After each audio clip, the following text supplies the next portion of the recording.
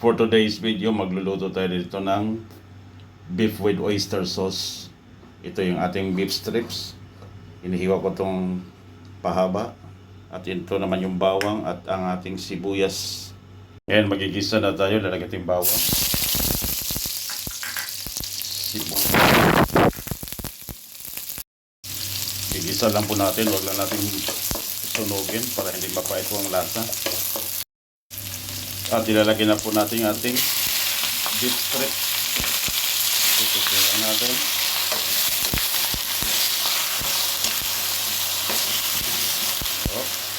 Palalambutin po natin ito. Malapit na siyang lumambot.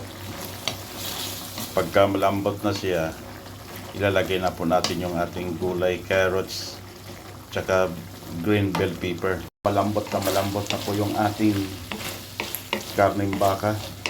Ngayon magigisa po tayo siya para sa sauce. Gisa natin yung carrot saka yung green bell pepper. Ngayon gagawa na natin ang sauce. Igisa na natin yung bell pepper at saka carrots kasama yung pinalambot nating karne. Ito meron akong ginigisang bawang at saka sibuyas.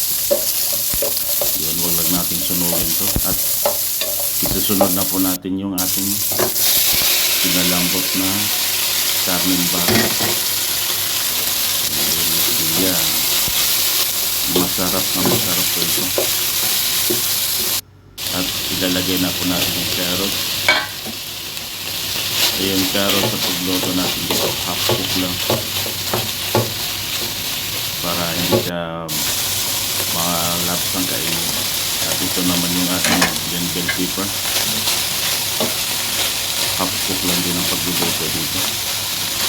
At lalagyan din natin siya ng salt. Iyon na siya. At paminta. Para talagang mabango at masarap kainin yung ating ulam. At bubusan na rin natin siya ng oyster sauce. Iyon na siya. At isang cup ng tubig. Para may konti siyang sabaw ng konti lang. Okay, ayan na pong itsura sa ating beef with oyster sauce. Ayan na po, maganda na po siyang tingnan.